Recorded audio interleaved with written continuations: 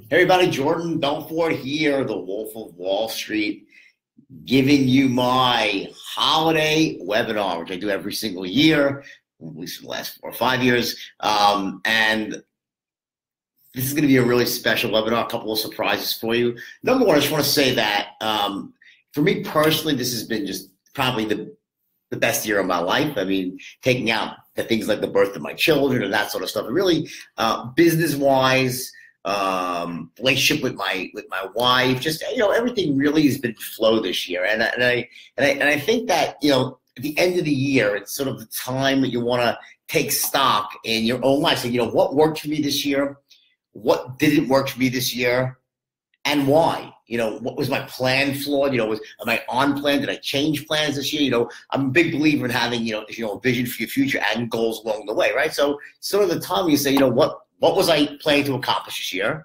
What did I accomplish? Did I get close to my vision? Did I get further away? And why? What was I missing? What things happened that maybe weren't my fault, but just I was, had to deal with, things that I can't control. And also what things were my fault? What mistakes did I make? What errors did I sort of commit in the sense that, as we go through business, just talking business right now, and we, make decisions, they're not always the right ones. They're just not. No matter how smart you are, no matter how much experience you have, you're not always going to make the right decision. And also, as I always say, when it comes to entrepreneurship, it's just as important learning how to fail elegantly as succeed wildly, meaning you're going to be wrong a lot more than you're right when you're testing out new ideas and trying to perfect the system of delivery, whatever that might be, online or offline.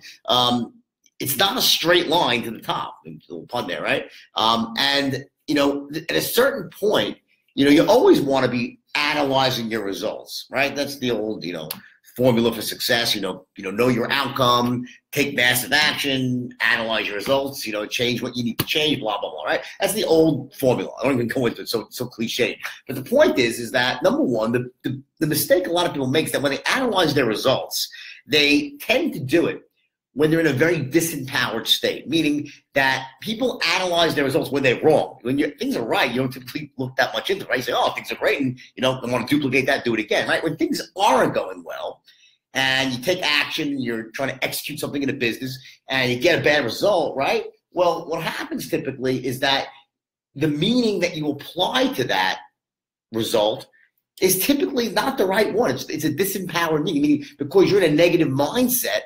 When you're looking at what you're doing, you don't actually take an objective view of it.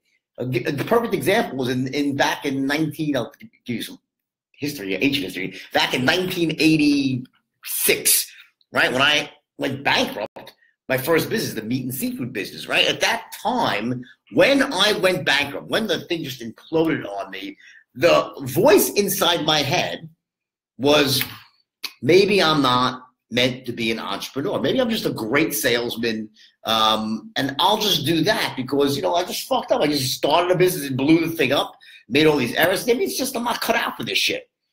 And that belief, which is actually a very serious limiting belief, almost stopped me from taking action again and starting Stratton, going into the business again, a brokerage, right? Instead of just working for someone else, I almost just worked for someone else, right?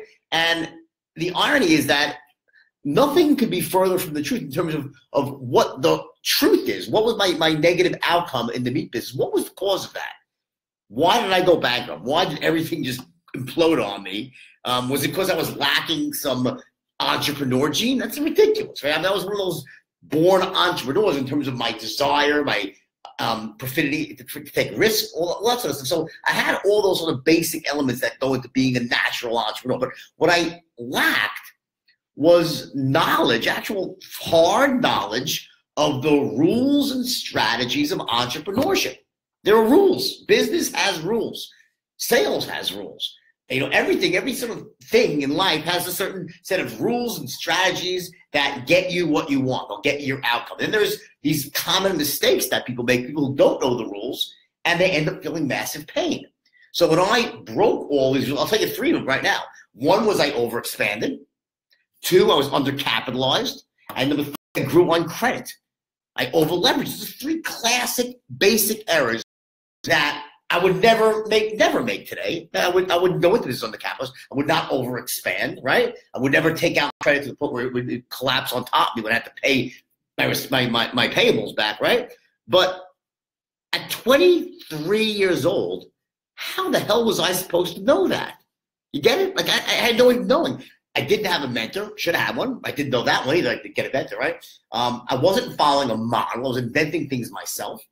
Another rule I broke, right? The point is, how would I know these things? I'll give you an example. So ironic that when I was in the business, about a month or two into it, we were so behind on our cash flow, right, that we couldn't pay for more food. We had to buy meat, steak, right? And I was out in the field selling, and my partner back then, a guy named Elliot, right, great guy, I love him still to this day. We're doing some inside stuff in the business, right? And I come back from being out in the field from selling, and he says to me, I got a really weird call from our meat supplier, Murray Berkowitz and Sons, right? Going back a long way, big meat supplier. And they asked me, what type of terms we want. And I was like, terms? I'm like, terms for a surrender? I don't know what the fuck he's talking about. He's like, I don't really know terms. And I called up the meat supplier, and it turned out that they said to me, well, are you looking for 2 weeks or 4 weeks? They were willing to send me the meat first, right? Basic business, and I had 2 weeks to pay. They were willing to front me the meat because I had bought a few times, right? So they wanted to set up a terms, like, my payment schedule. I was so shocked by this. That's how naive I was, that I didn't realize that suppliers would send you things and give you time to pay for them in an effort to grow their own business. So when I found this out, I was flabbergasted. I was like, oh my God. I'm like, I go to all my suppliers and do that. I to my shrimp supplier, right? My everything, right? And I got these terms, buy the stuff today, payable in 2 weeks. Give me time to sell it, right? Well, the problem with that, that's basic business, and it's good for cash flow. The problem with that is I also realized I was pretty good at math. The faster I grow, the more meat I'm going to buy from my suppliers. So the more money I'll owe them, but the more cash I'll have in the bank. So I started hiring salesmen like crazy. I was great at training salesmen. And with every salesman that I trained, I had more money in the bank, right? Because they were selling more meat, and that wasn't due for 2 to 4 weeks, right? And I was using that money to buy more trucks. I started pyramiding up and pyramiding up. Before I knew it, I had 26 trucks on the road, right? All from credit. And then what happens is that this all works as your business is expanding and sales are going up. But then the winter came, and the barbecue season ended, and people stopped buying lots of meat, right? And all of a sudden, whack, my sales were cut by 2/3, and all those bills came due, and I was just like that, done. And I watched it happen. It was almost like one of those terrible dreams you have when you watch it in slow motion. And I watched my business literally unwind before my eyes. I personally guaranteed every single truck is another no-no, right? I made every fucking mistake that you could make. But I'm a smart guy. I am. You guys know I'm so smart. I was a great student. I'm intelligent. I have good instincts. But I made all those classic errors because we're not born knowing the rules for business. We're not born knowing how to close. Now, when it comes to sales, there are a few people like myself who were born closers. But yet, even when I was a born closer, before I really perfected my own skill set with selling, right, I would make errors. I would do things, just screw. I was a great closer. The point is everything in life, there are rules. And if you don't know those rules, it's like you're like tying an anchor around your ankle and trying to go into a race against Usain Bolt, right? You're not going to do very well. So the point is you have to start saying, okay, so the year is over, right? It's pretty much over right now. It's about to be Thanksgiving. This last month is sort of reflection time, right? What worked? What didn't work? So what in my business is not gelling right now? What's wrong with my business? What's wrong with my life? If I'm a salesman, whether you work for someone or not, doesn't matter, right? You're in business. What worked? What didn't work? And why? I want you to focus not just what didn't work, but also what did work and why. What were the common themes there? And when it comes to the things that didn't work, if you're feeling massive pain, I want you to you have to listen, you have to rise above this and look at things objectively, not from woe is me, I'm fucked, blah, blah, blah. Get strong and take an objective thing. What mistakes did I make and what do I need to do to correct it? I will tell you this, without even knowing each of your business, your situations, 95% of your problems right now, if you're not making as much money as you want, or you're struggling just with whatever you're doing, it's because you lack specific knowledge that's required to succeed in what you're doing. This is what most people don't get. You know, so many people focus on it. Oh, it's it's a limiting belief. Like I shouldn't be in business for myself, or like bullshit. You know, the fact is that when a lot of people say, I can't really see myself being successful, they're fucking right. They couldn't be successful, so they lack the specialized skills in their field to really go out and kick ass. You need to differentiate yourself. You need to be better than the rest. That's it. You need to have better skill sets. You need to be harder work. It's a competitive world out there, right? So don't just think it's all about your inner game. I got to get myself fucking psyched and blah, blah, blah. It's not about that. Most of the time, when people fail, it's because their plan sucked. So they had a shitty plan. B, the skills required to execute that plan, they lacked. And they didn't go out and hire people who had those skill sets, and they had no one around, so they screwed it up, right? Or C, they are in a business that just fucking sucks. Like, it's just the business itself is a shit business with poor fundamentals. And even if an expert, even someone like myself who really knows business, right, who's been through the ringer and up and down, right? Even I could, I guess I could make a little bit of money, but it's not one of those businesses that could really take off. So much of success and failure, it has to do with those things. They're easily solved. It's not like some mystical process, like some people can be successful and some people can't. The fact is that 99% of success can be learned. It's a learnable skill. They don't teach it to you in college. They don't, Maybe if you're really lucky, you have some professor who was a true entrepreneur and really taught you, the do's and don'ts and really told you about sales and communication. But most of them, they just don't. It's all academic bullshit, okay? And, my opinion on college is going down, and every time I see this shit with fucking safe spaces and these fucking snowflakes, I want to shoot myself, right? I really want to shoot them, okay? But point is that, you start to question how important is college. I always looked at college as not so much a place where you learned the skills to succeed in business, where it's where you grew up as a human being and learn how to succeed in life. How do you separate from your parents? How do you get along with other people? It's sort of like a precursor to going out into the real world. The problem is right now in colleges, they create these ridiculous safe spaces and marshmallow fucking landing pads, right? So people don't get the sense of what it's like in the real world. I'll tell you this, when you go to the workplace, there ain't no fucking safe spaces, right? It's dog eat dog out there, and it's tough, it's competitive, you gotta know shit, bottom line, all right? So why am I saying all this? Well, I'm a big believer in that, and I've said this many times, I'm a big believer in that success is formulaic. It's not accidental. It's based on a formula, and there are these certain things that once you know them, you can't help but become rich and successful. I'm not saying it happens to you overnight, okay? Because there's work to be done. And also there's some luck involved in how quick do the elements line up, right? But if you know these pillars of success, you can't end up poor. You can't, okay? Now, I'll very quickly tell you what they are. There's the inner world of success and the outer world, right? On the inner side of the equation, you have your ability to manage your state, right? To get into a positive state when it matters most. B, limiting beliefs. You have to replace your limiting beliefs with empowering beliefs. So if you have these limiting beliefs like, if I get rich, I'll be greedy, or the world happens to me. I'm not going to go through all the particulars. Sort of frame for you here, right? You have to have empowering beliefs. C, you need to have a vision for the future. And this skill I call vision focus, meaning to focus, to train yourself to focus on your vision for the future, but yet continue to scan the horizon for opportunities that come up along the way. You can't have tunnel vision, right? Where it's my vision, I'm not going outside that, right? You have to have, essentially, it's called bifurcated focus. You focus with laser-guided precision on your vision for the future, but you always have one eye scanning the horizon for opportunities that you're going to integrate into your vision when they come along and make sense. Very important skill. And number 4 is standards. You need to have high standards. Your standards are your musts. I must have a certain amount of money. I must, have this amount of success. I must have this amount of connection with my loved ones. Whatever. It stands for everything. But in business, it stands for money. I'm not going to set up for less than X number of dollars, X amount of success. I'll work my ass up till I get there. That's your standards, right? Those 4 things comprise the inner world of success. And that's your mindset. And what that does, it sets you up to then jump to the outer world of success, meaning what do you need to do in the real world to fucking make the shit real? So remember, it's almost like, this idea of manifestation. How do you manifest success? The fucking secret. You know what I think about that, right? But the point is, the inner world of success, what happens up here, right?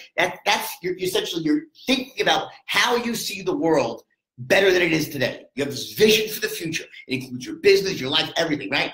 And then how you go about making that vision a reality in real life, right? It goes then to having these 4 pillars in the outer world of success. Meaning, what are the things you need to know? Number 1, you must know the rules and strategies of business and entrepreneurship. Bottom line, no way around it. There are key things that you have to know. Strategies, I talk about failing elegantly. How do you be wrong? Meaning, how do you go into business? And when you're in business, how do you test ideas in a way that allows you to essentially minimize loss when you're wrong, and you'll be wrong more than you're right, and also maximizing the lessons learned, because the lessons are in the failures.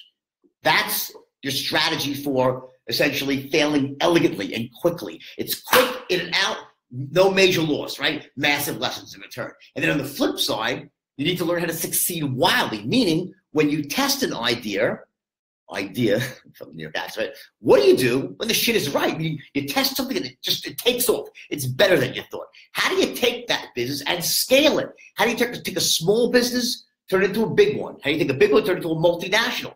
Again, different set of rules for failing elegantly to succeeding wildly and to be a world-class. I got my new cocaine here, right? I'm sober, my Red Bull. Okay, keeps me up, keeps me going, right? So to be successful at the highest level, you have to have both sets of skills. And they're very different and they're counterintuitive, especially in failing elegantly. Like things you got to do, they wouldn't really occur to you naturally if someone told them. That's number 1. Number 2, marketing. This is so crucial, is how do you go out there and identify who your best buyers are? How do you reach those best buyers in a cost-effective manner and get them to essentially enter your sales funnel? Whatever that may be. It could be they come into your store, they click on a certain site, they call you on the phone, they fill out a landing, whatever that may be, right? How do you get them to enter your funnel in a cost-effective way? So at the end of the day, it doesn't cost you more to market than you make by selling them, right? So that's number 2. You must know how to market. I can't tell you how many times I've been hired by companies privately, because I do mostly private consulting, right? And they get hired always for sale. They want me to teach their people how to sell more effectively, how to increase sales. And yet I would say about 75 to 80% of the time, maybe more than that, they're also deficient in their marketing. They're not giving their salesmen the raw, with the gasoline, essentially, that they need to fuel the engine, because that's what leads are. Without leads, even the best salespeople, they struggle, right? Now, obviously, salespeople can get their own leads as well, but the point is, in a really well-run business, not only do you have an awesome sales force, but you have a great marketing department that actually generates massive number of leads of the best or the most qualified buyers that you can possibly find, right? Bring them into the funnel, which then leads us to the 3rd element on the outer game, which is sales, persuasion. Influence. How do you then close them? Get those people to say yes. Now, you're probably not surprised that I'll say that of every skill, and they're all important, and you need them all, but of all of them, if there's one that really allows you to make money, monetize whatever you have, it's the ability to close the deal. Selling, communication, selling, influence, persuasion, that's number 1. In fact, maybe a little bit later, I'll play you. It's a short video I'll play you. You'll get a kick out of it, or I'll just give you the link. You can view it after, of Warren Buffett. He was asked a question. He was doing a speech with Bill Gates about maybe 10 years ago. He was at a college, I think it was in Chicago, right? And he gets asked by a student, I think it was a grad student, and they said, what could we do right now? Well, it was like 5,000 kids here to make us more valuable. Like, how do we increase our value in the workplace? And what Warren Buffett said was incredible, because you'd think he'd say, well, learn how to analyze stock charts, or learn how to go invest, right? That's not what he said. What he said is, there's one thing you can do to increase your value in the workplace. Take a course in sales and communication. Learn how to speak to people, how to communicate, how to get your ideas, how to close sales. He goes, in fact, look at it this way. He says this exact words to the girl. Right now, you're an asset. Let's say you're $1 million asset. That's what you're worth right now. Because you have a 20-year lifespan of 30 years to work, right? Goes, so in fact, I'm going to pay you 10% of your future value right now. So if you want to meet me in the back of the room, I'll write you a check for 100 grand today. And everyone started laughing, right? He goes, but if you want to increase your value, then go out, take a course in sales, learn how to close. And that will make you worth $1.5 million. And I'll write you a check for 150. And everyone starts to crack up. The point is, by simply learning how to close, how to communicate your ideas, it increases your value as a human being by 50%. That's Warren Buffett. Now, think about Warren Buffett for a second. What would he be? What would Warren Buffett be if he was Warren Buffett, but never went out when he was 21 years old and took a course in selling and communication? Back then, he went to Dale Carnegie. That was the gold standard back then, right? Many, many years ago. And he took a course and learned how to sell, learned how to communicate, how to get into rapport, right? He learned all those things. And lo and behold, he became the Warren Buffett that we all know and respect tremendously. I think we all do, right? Just a tremendous guy, right? What would he be without that course? He'd be the most successful money manager in Omaha, Nebraska that nobody ever heard of. That's what he would be without the ability to get his ideas across, to convince people to invest in him, to send him money, convince people to sell him their companies, to give him stakes. He's a consummate salesman slash influencer slash communicator, Warren Buffett. And he said in no uncertain terms that you can increase your value as a human being by 50% by learning that one skill. Powerful stuff, right? Now, that being said, does that mean that the other skills aren't important? No, of course they're crucial. Without marketing, right? You're struggling. You have to knock on doors, cold calls. It's a disaster. Most people can't do it, right? Without knowing the rules of entrepreneurship, well, what happens is you can sell a lot of stuff, right? But you'll end up just like turning dollars. That's what I call where, you don't know how to actually deliver this stuff cost effectively. You make all these mistakes. So at the end of the day, yeah, you might sell $10 million worth of stuff and you make nothing. It costs you $11 million, right? It's the old I Love Lucy episode where they go out and they try to have some product they want to sell. It costs them want to sell it. They say, we'll make it up in the volume. Doesn't work so well, right? So the point is the rules of business allows you. So look at it this way. You have marketing on one side, right? Bringing in your leads. You got sales on the other side, how to close leads, how to turn it into cash. Then you have wrap around, you have the rules of business and entrepreneurship that allows you essentially to make money while you're doing it. So you can, when the whole thing is said and done, it's delivered, everything you got to keep track of, you have a profit. Those three things, those are the three of the four pillars on the outer world. The last pillar, number 4, is called multiple streams of income. This is one that's, truth is, it's not 100% required, but the difference between being rich and wealthy is that people who are wealthy, they have time on their hands as well. They have the ability to have their money make money for them. So when I talk about multiple streams of income, I'm talking about learning how to invest in real estate, having a second source of, could be trading stocks or currencies, or whatever it might be. The point is there are many ways, and I strongly recommend that you ultimately diversify. You have to do it day one, but you want to have more than one source of income. You want to make sure that the money that you make, that you learn how to put that money to work so it makes money for you. That's wealth. So those 4 things, that's essentially the outer game of success, the outer world, right? So let's review. Inner world, 4 things. State management, 2, belief systems, 3, vision focus, number 4, standards for business, right? Your standards. Outer world, rules and strategies of business and entrepreneurship. 2, marketing to bring in leads. 3, sales influence, learn to close those leads, right? And 4, multiple streams of income. Those 8 things. Now here's the question. Imagine a woman. She's a woman, right? She's 30 years old. And this woman possesses all 8 of these qualities at the highest level. She's an expert at managing her state. She get herself into it, but that doesn't mean she's always happy or always positive or always certain. But in those key moments when it matters most, she knows how to trigger and get herself into a peak state. Number 2, she has empowering beliefs when it comes to business and life. She's rooted out her limiting beliefs that don't support making money and having an empowered life, and she's replaced them with empowering beliefs that I am the master of my own destiny, blah, blah. And I'm not going to get into it because it's a whole separate conversation, but you know what some of those beliefs are, right? I've gone through it many, many times, okay? Number 3, this woman knows the art of creating a vision for her future, a bold, bright, inspiring vision, and having these little goals that she can use as stepping stones along the way to see whether she's getting closer to a vision or further away, right? And she also has that bifurcated focus where she is always scanning the horizon. And this is a skill set. You got to learn it, right? And there's ways to do it. Okay, I'll teach you, right? She's going to scan the horizon, look for other opportunities that can integrate into your vision, because here's the deal. Promise you this.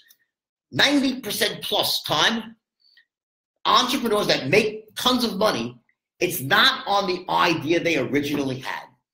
It's something that happened and came up along the way. They had pivoted. Essentially, they had one idea of how things would go, but when they actually went into it, they had a pivot, and boom, look at Apple Computer. They're a computer company that really came to life with music and phones. I mean, every company, there's so many, go on and on and on. The point is that vision focus is something she possesses at the highest level. She's got a bold vision for the future, and she knows how to scan the horizon. Number 4, she has the highest of standards. She will not settle for anything less than total excellence. She's not going to give up. She's going to work as hard as it takes, as much as it takes. She's got those high standards for money and success.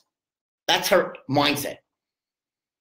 On the outer world, she's a master of business and entrepreneurship. She knows the rules.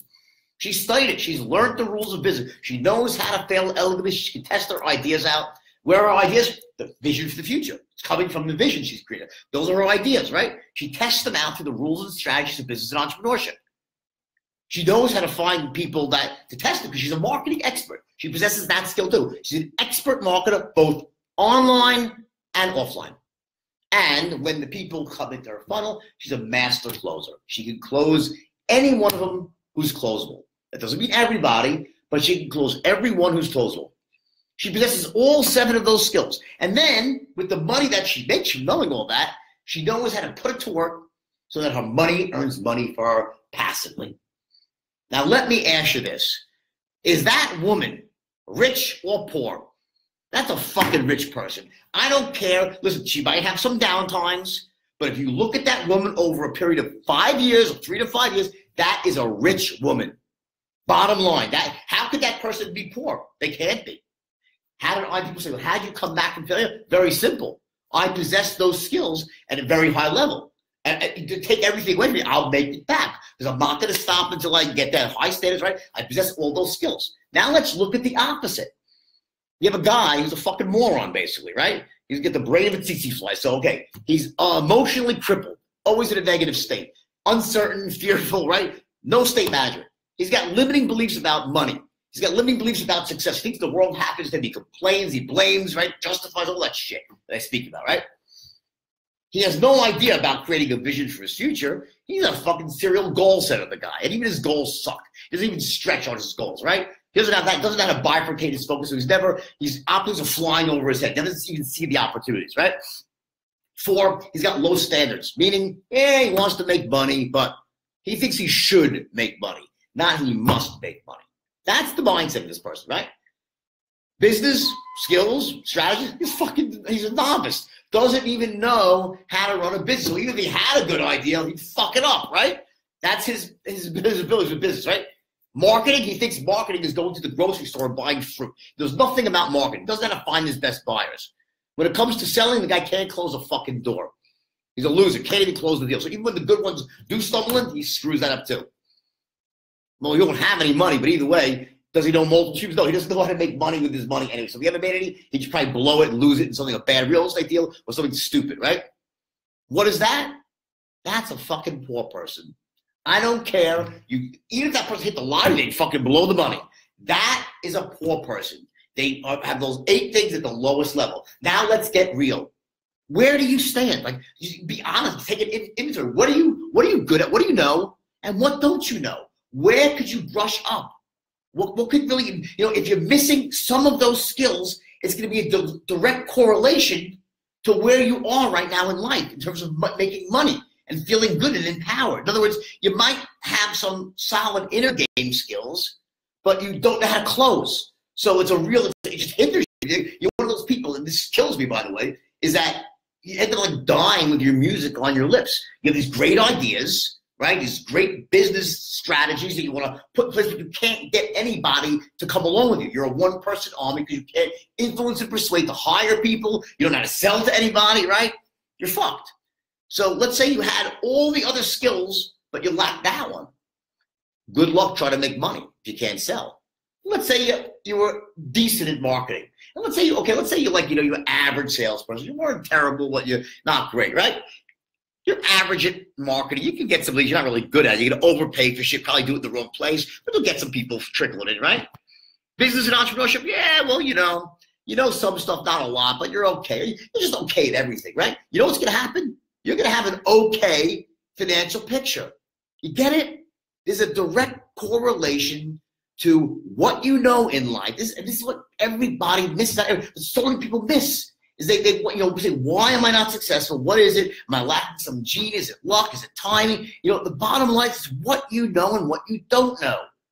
And then, by the way, once you know things, then it's also who you'll meet because you'll know you have to meet the right people as well. So it's about specialized knowledge. Now, in 1988, when I stumbled upon this niche in the stock market, right, which was selling $5 stocks to the richest 1% of Americans, right, I was faced with a dilemma.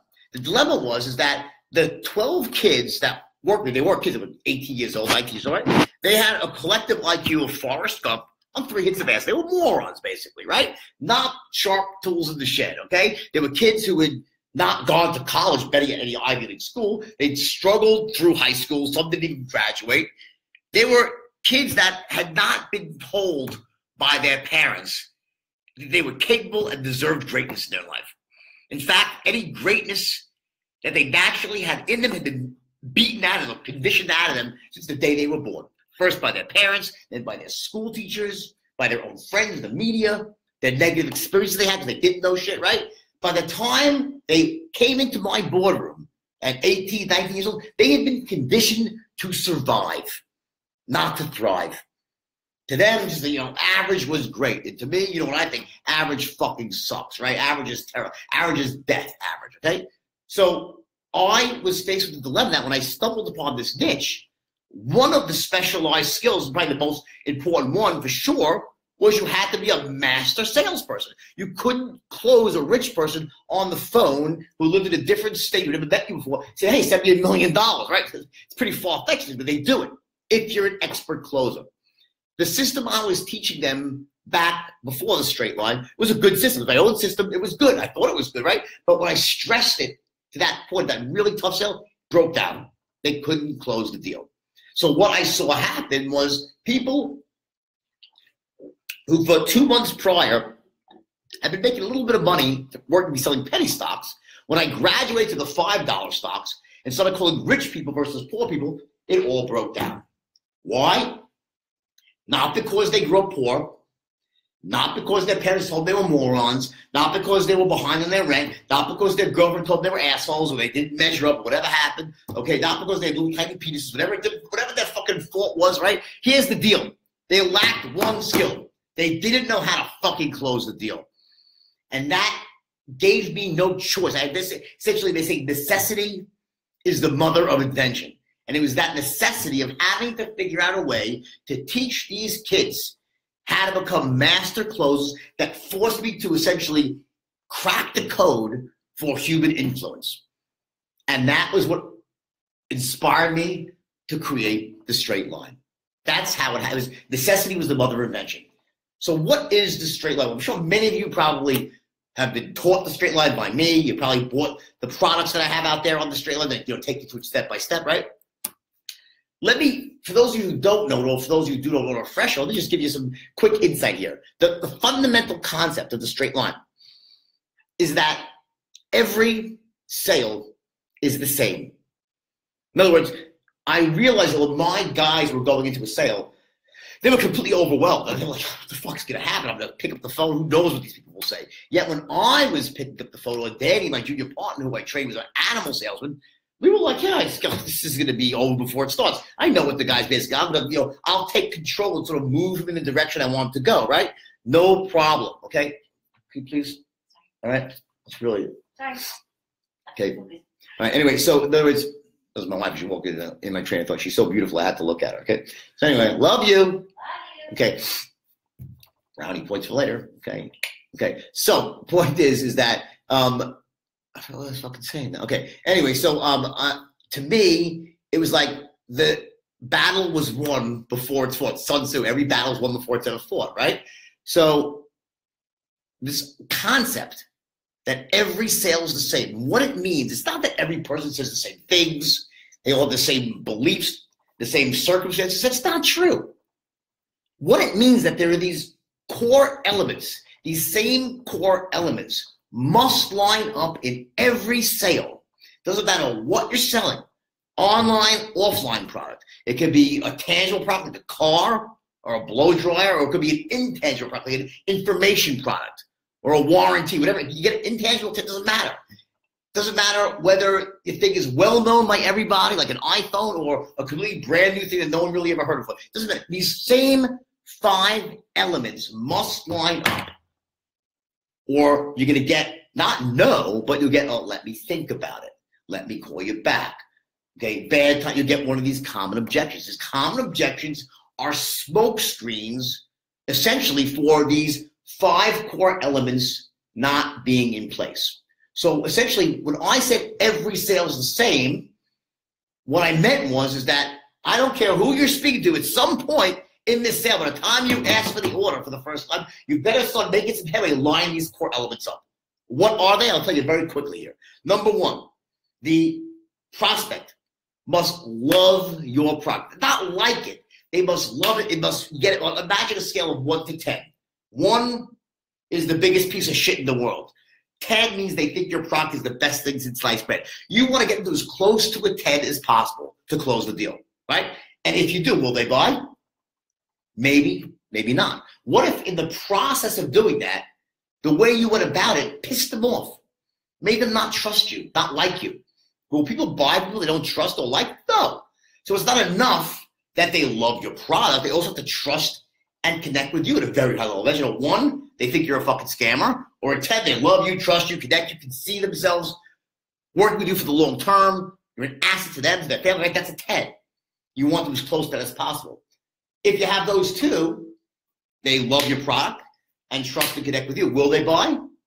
Maybe, maybe not. What if they don't trust your company? They think your company is shady, the company you work for, right? There's something about it. Will they buy? No way.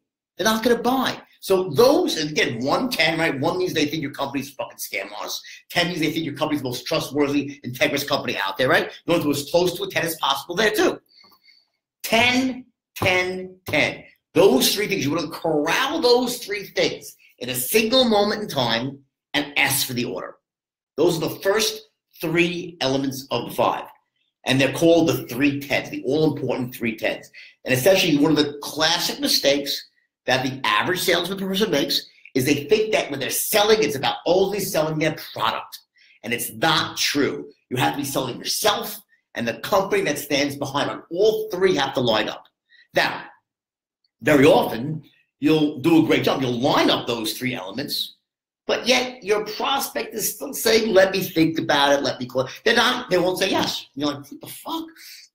I'm like, wow, it's like I gave a great pitch. He seems really certain. Like, he sounds certain. When I say to him, do you like the idea? He goes, oh yeah, I love the idea. You ask questions. They sound certain, right? What's holding them back? Well, here's the deal.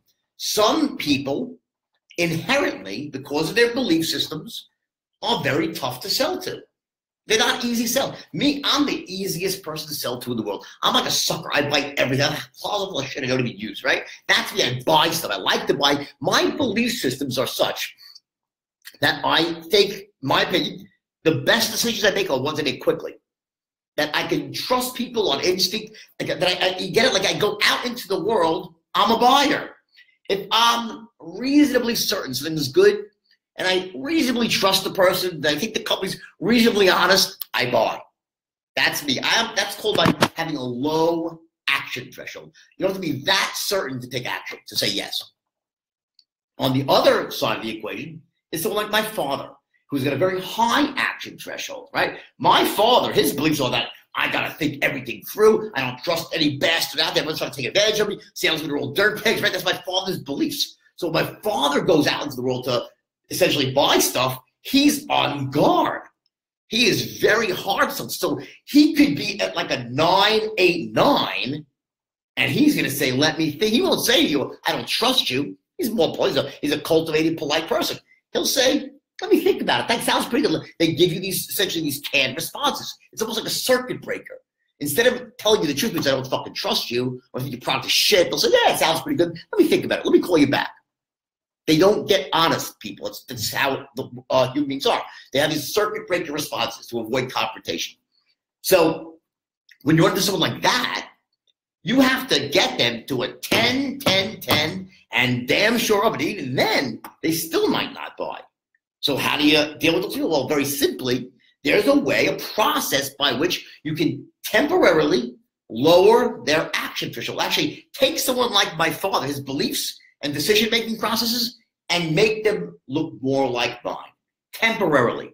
So what you want to do is get someone very, very certain, and then you essentially lower their action threshold towards the end, and you step through that window and close. And that was one of the magical things that I invented with the straight line. Was a very powerful system with language patterns that allows you to lower someone's action threshold. And it was a game changer, right? The fifth element is called the pain threshold. It's the last fifth element. That means that people who are in pain, I don't mean their fucking arm hurts, right? I'm talking about they're in pain, they're feeling discomfort or a lack in their life. People who are feeling a lack or not having something, those people are very easy to sell to for that particular product, right? Here's an example. Guy goes out on a date, right? And he's got an old piece of shit car, right? And it's a cliche, but I'm going to use it because it's very obvious, right? You got an old piece of shit car, right? And it clinks and clanks and makes noises. It's just disgusting. It smells bad inside. He goes, he finds a girl. He loves the girl. She's beautiful. She gets inside the car. She smiles and ends up not having a great day with her. And then he finds out from a third party. He goes, oh yeah, the second she walked in that piece of shit car of yours, she said, oh, anybody that would have this, not even the money you ask, they would keep a car so disgusting and dirty. It's a reflection on how they must be as people. That's, oh my God, that's pain. You feel that as a 22-year-old kid. You're like, oh my God. Well, guess what? What do? If you can afford it, you'll go out and run to buy a new car. When that person walks into a dealership, they're in pain. They're feeling some discomfort, that near term, you get it? That person's really easy to sell to. In fact, even if their action threshold is really high, that pain will serve as a way to lower the action threshold. You get it? So there's people out there, these ready-made buyers, we call them buyers in the heat, that are, they really want your product, they need your product, and they are in pain. There's something lacking that makes them want to buy it now. As opposed to a buyer in power, which is someone who needs your product, wants your product, right? They can afford your product, but they're not feeling any discomfort, not feeling pain. They're like, yeah, when I get around to it, I'll buy it. Everything's okay as is. Now, the truth is that most of the time, really, most of the time, almost always, is that people actually are in pain over a lack. Like they really need something, but they go into this denial process because people don't like to be in pain. So after being in pain for too long, your brain essentially will fucking shut down. Like it'll become desensitized to that pain, and it'll make you think that, it's not really that bad. This is okay. And you become desensitized. You go into denial. That person is a self-protective mechanism, and because of that, someone who actually is in pain and can get a massive benefit from your product will be very tough to sell to because they're thinking they don't really need it, right? Makes sense, right? It's obvious, right? Logical. So what do you do with those people? Very simple. There's two spots where we deal with the pain, someone's lack, feeling of loss, right? Or lacking something. First is when you're in this intelligence gathering session. And I'm going to go through the various steps of the straight line in a moment.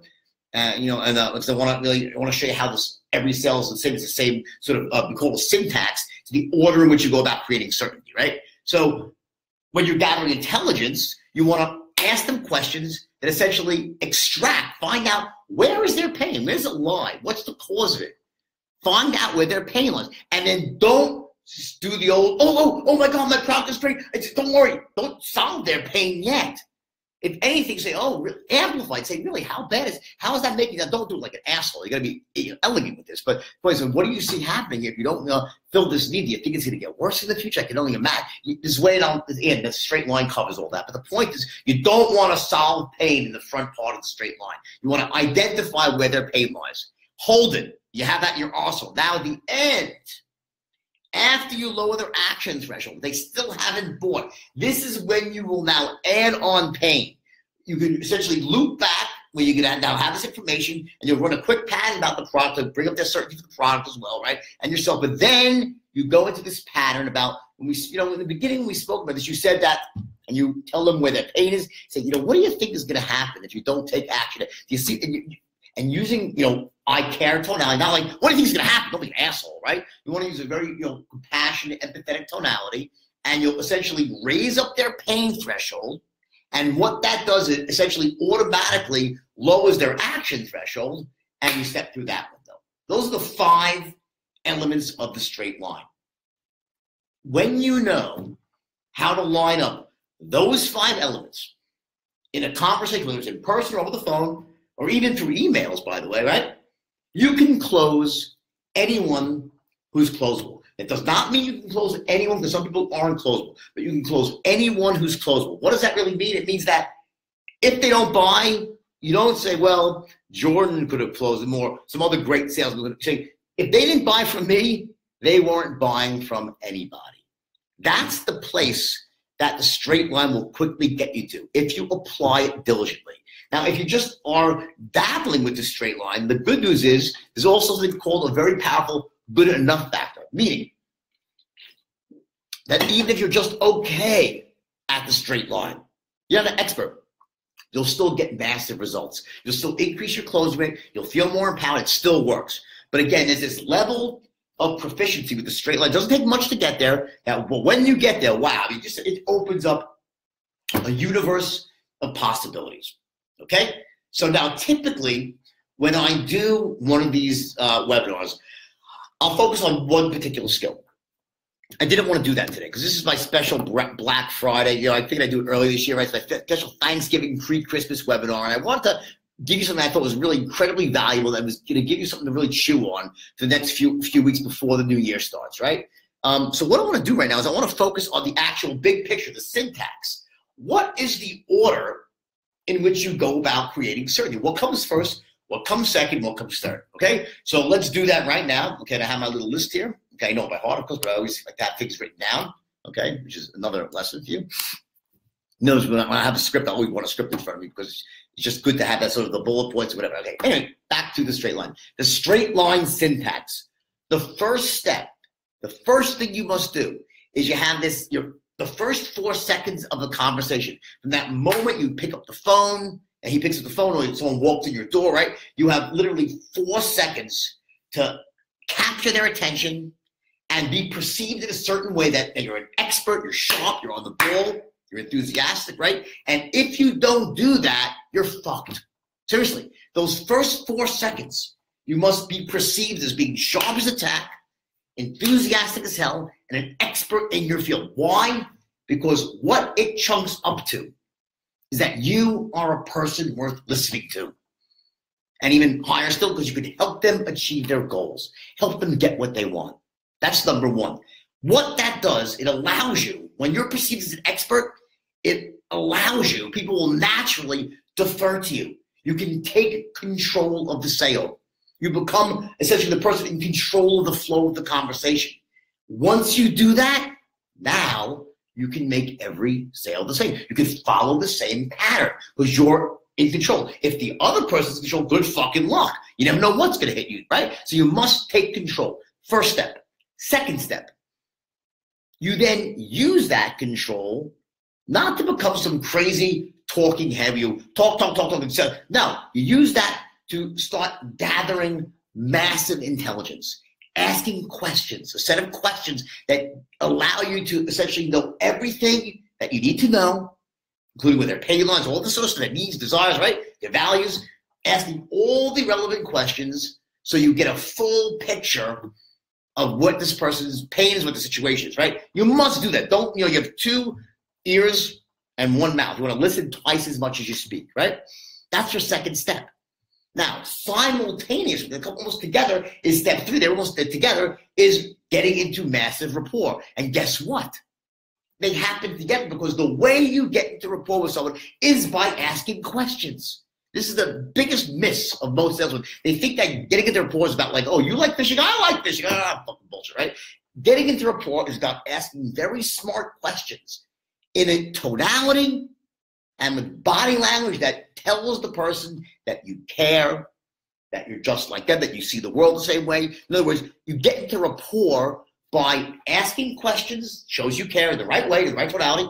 But then even more important is that when you listen to the response, you use a straight line technique called active listening. In other words, you don't just ask a question and say, do that, you're done, right? You engage in what's called active listening, meaning you say, so tell me, how long you've been in this business for? They say, oh, I started for you, like, ooh, great, wow, ooh, you get these oohs, ah. Okay, that's active listening. It shows that you're on the ball, that you're engaged, that you get it. I can't even tell you, I can't emphasize enough how crucial this is to your success. This process of active listening, that it shows, yep, got it, yep, yeah, ooh, yep. It shows that you're sharp, that you're there, you're listening, you care. Because here's the deal, rapport is about I care and I'm like you. I see the world the same way.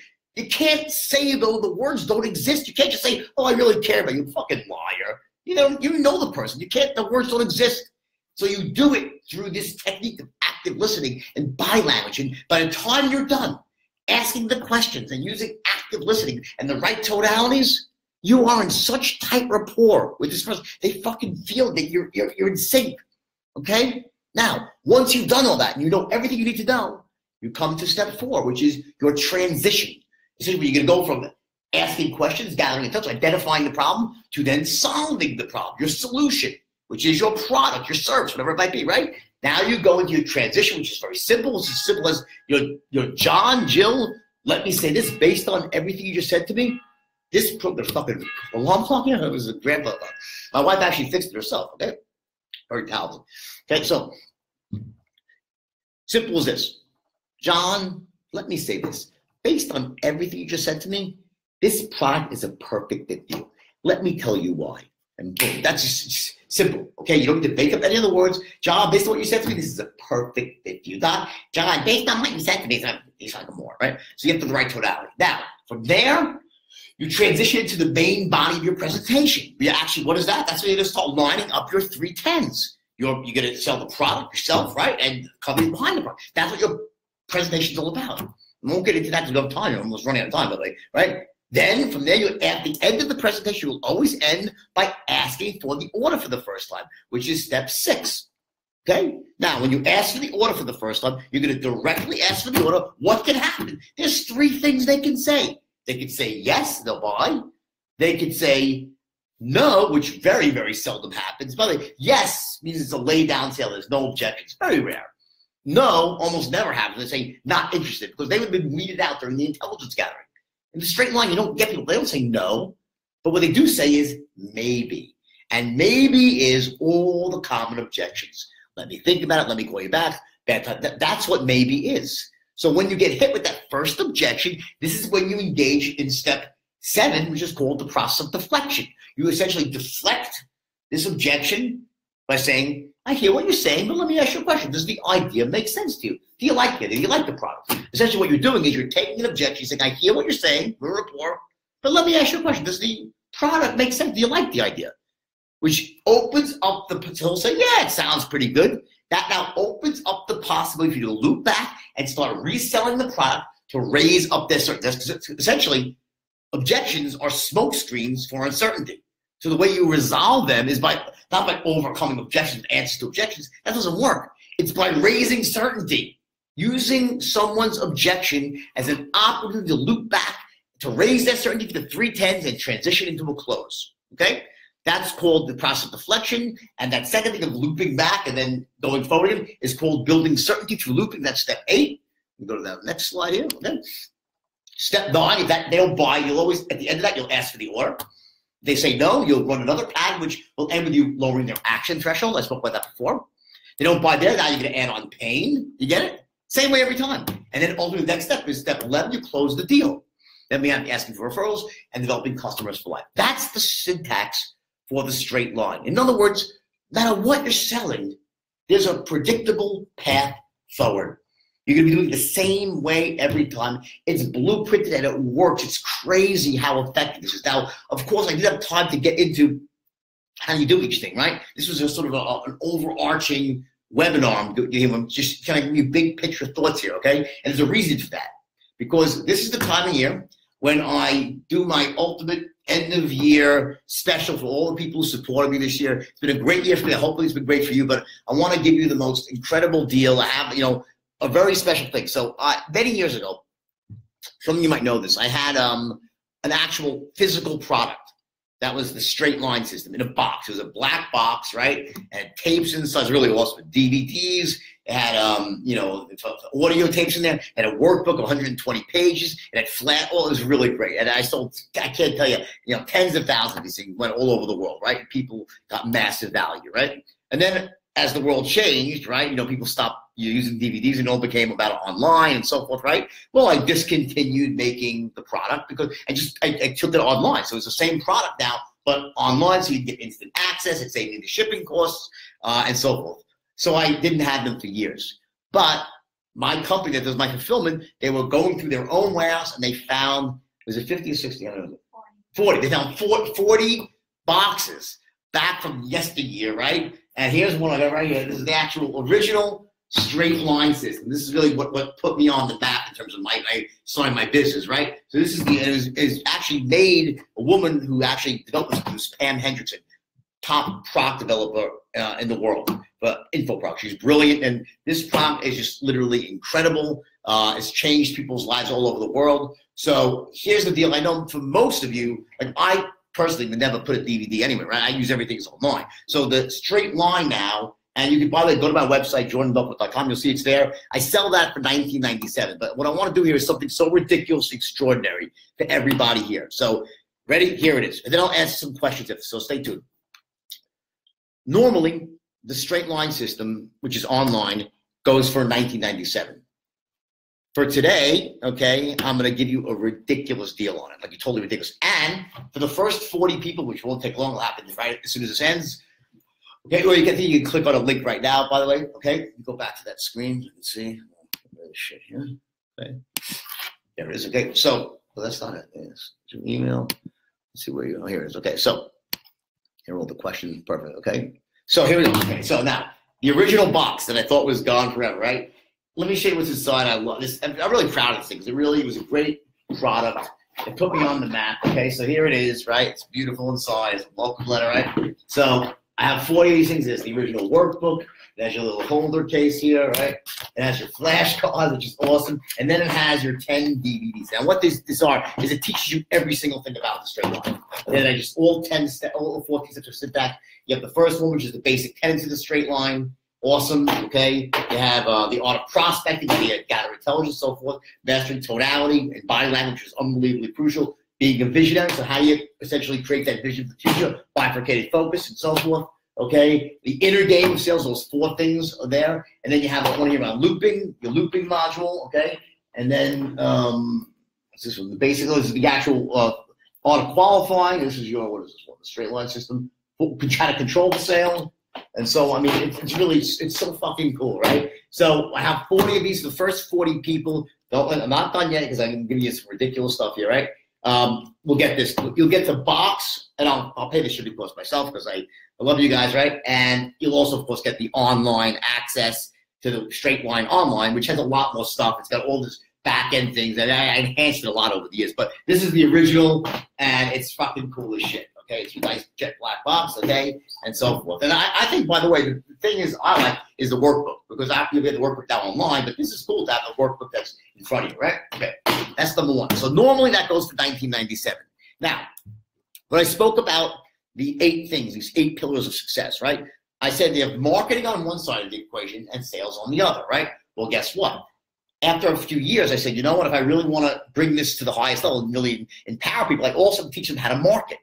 And I came up with a product which is as good as a straight line. Something's called straight line marketing. Same thing as a straight line, but it takes those same skill sets and processes and turns you into a master marketer, both offline and online. I sold the product. I think it was the price I want to see right here. So I thought the product normally was okay,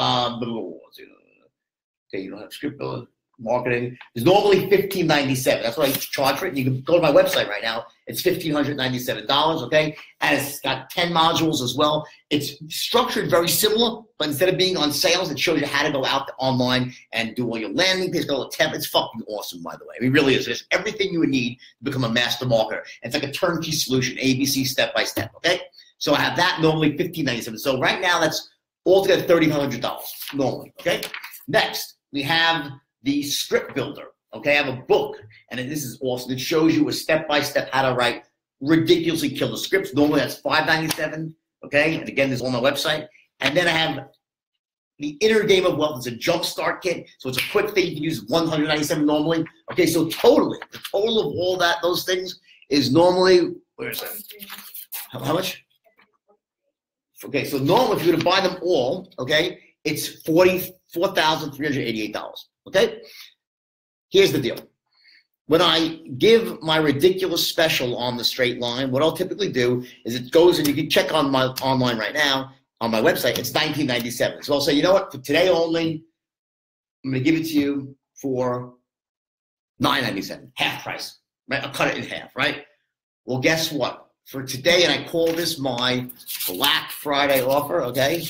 And it's truly because I love you guys. I mean, it doesn't affect my life. JordanBelfort.com/Black Friday. Go there right now, and you get all of that. So you're gonna get for the first 40, sorry, only the first 40 get the box, okay? You're gonna get the online straight line, you get the straight line marketing, which is online, awesome fucking product. You're gonna get the script builder, which is a template for writing all your scripts. You get the Inner Game of Wealth, and then also for the first 40 people, I'm gonna throw in my new book, and I'm gonna sign a copy of the book to you personally. I'll say two, so it's a fucking pain in the ass, but I'll do it, right? So again, it's just the first 40 people get your signed copy of my book, okay? And all of that normally be about $4,500. Today, $997 for everything. I'm giving you it all for free. In other words, I'm gonna give you the half price on the straight line, throw in the box as well, because it's cool for the first 40, and everything else is yours. Reason I'm doing this is because I want you to have the skills. It's about skills. You have the stuff. You have no excuse not to succeed. It will give you what you need to succeed. I can't come up with your idea for you. I can't hold your hand every step of the way. You couldn't afford me as a coach, right? I charge $1 million a year. But with these products, you can get yourself to a level of proficiency that you can write your own ticket. Okay, so invest it in yourself. Give yourself a gift to the end of the year. You deserve it. You deserve to live the life you want. You deserve to have the very best. You know, the movie Jerry Maguire, they talk about the Quan, right? Love, the money, the power, the connection. That's what life's about, the Quan. You deserve to have your own Quan, right? And the way you go about getting that is by mastering those 8 pillars, or at least the first 7. You get it? Success is not accidental. There's a reason why certain people always will come back. There's a reason why they make it look easy. It's because they have the skills. With all those products, listen, at the end of the year to go through them all, right? You can take it to your leisure, but just a straight line alone has changed the lives of millions of people. Straight line marketing on top of that, okay? Also the book you're gonna love, the script, it's everything, okay? So that's my deal. Again, it's my Jordan Belfort Black Friday deal. Now, again, it's only for the first, it's $9.97 for everything, but only the first 40 people are going to get the kit and the book. So do it now, okay? Because it'll be done in the next 15, 20 minutes. Okay, so if you want to do, don't delay. I always say to people in the United States, we treat our fucking pets better than we treat ourselves. Give yourself a gift. Really, invest. You're not spending money. You're investing in yourself. Okay. Bottom line. Normally, by the way, if I would say, if you don't like it, I'll give you your money back. How about this? No, I'm not giving you. You know what? Because I know it's great. Okay? So if you don't like this, either you're trying to scam me or you're a moron. Okay? This shit is great. It works. It's changed people's lives. If you don't believe it, just go onto my Facebook page. Okay? You deserve to give this to yourself, and don't just buy it and don't fucking read it. Read it, go through it, study it. It will change your life. It's worth it, okay? Invest in yourself, put the effort in, and watch your life flourish. My life, I'm telling you, is better than it's ever been. Not just on a personal level, just like my partner, my wife, and just my kids. I've never been happier. That's after having a cataclysm where I blew up my own life because of lack of ethics and integrity, right? Having to start over at 40 years old, 42, being smeared and vilified by the press. Even to this day, some of this bullshit that comes out, right? But you know what? Because of those skill sets I possess, it allowed me, forget the money was easy, right? It allowed me to attract the most amazing woman into my life, a woman that would never, ever have been with a guy like me if I didn't have the ability to communicate, seriously, to sell her, to close her, right, on giving me a shot, to not believe what people said. So sales, persuasion, it's your life. It's about moving through life in an empowered way. How could you want to go through life and not have this? I don't get it. I just don't get it. Like, people that go through life with a subpar communication platform, I just don't get you. Why would you not fix it? You know what I mean? Like if I had something wrong, I'd fix it. Really. And I do always educate myself. Like when I wanted to write my book in jail, right? I tried to write. I couldn't. I was telling Tommy Chong was my buckling. I would tell Tommy stories. And he said, you got to write a book. And I said, I don't know how to write. He goes, well, just write the way you speak. It'll be great. I tried that. Guess what? Doesn't work. You can't write the way you speak. Different skill set. After a month of writing, and it was so bad, I'd give my pages to Tommy and say, Jordan, that really fucking sucks. I'm like, oh, thanks, Tommy. Tell me what you really think, right? He has a great skill of calling a horse's ass, right? So skills like this, right? How did I learn to write? Very simple. I went to the prison library. I stumbled upon a book called Bonfire of the Vanities. They even heard the story. Tom Wolfe, great book. I started reading this book. I'm like, holy shit, that's how I want to write. And I studied the book like a textbook. That's what I did. I taught myself how I essentially modeled his system. How do you create conflict? How do you describe people? How do you use certain words? There's a word called HAD, H-A-D. Like, you say it so fast that when it comes to writing, if you don't use this word, you can't describe the recent past or the past. Like, there's all this shit that you unless you know this stuff, you can't write effectively. You can't communicate. You can speak to people, but when I want to write a book, and which tended to turn into a movie, and then, right, look what happened in my life, I had to learn a skill. So I couldn't take a course. I was in jail, so I took a book, and I fucking broke it down myself. I modeled it, and I became, some people think is a very good writer, okay? Good enough to get it published.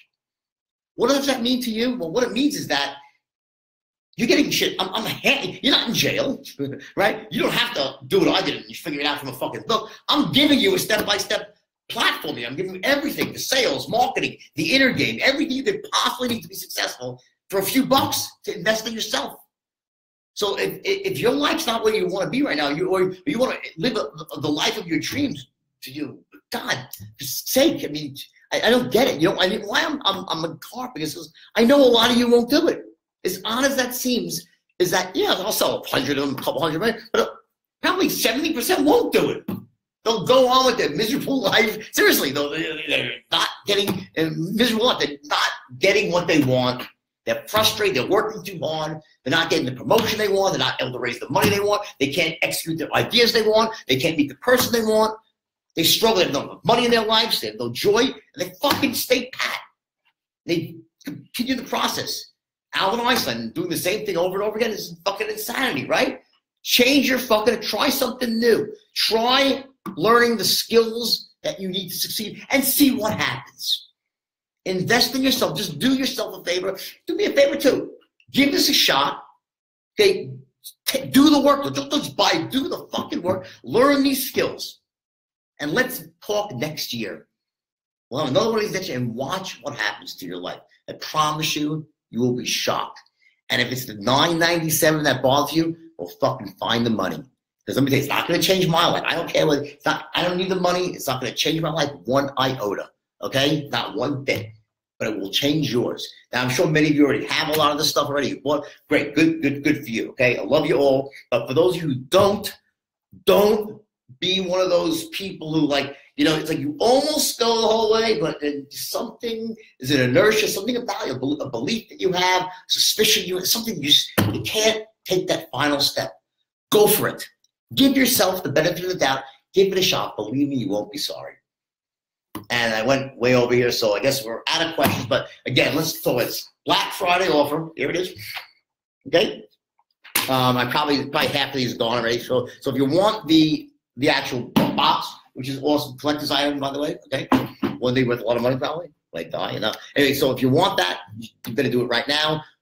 Otherwise, it'll be till the end of the night, till midnight tonight. Okay, I'll keep this offer open. It's everything, those 5 things: straight line sales, persuasion, straight line marketing, signed copy of the book to the first 40 people, the script builder, the intergame call, everything you need to succeed in your life. Okay, God bless you. I love you all. I want your year next year to be as great as my year was this year, not just in business, but in personal life as well. All right, have a great one. Take care.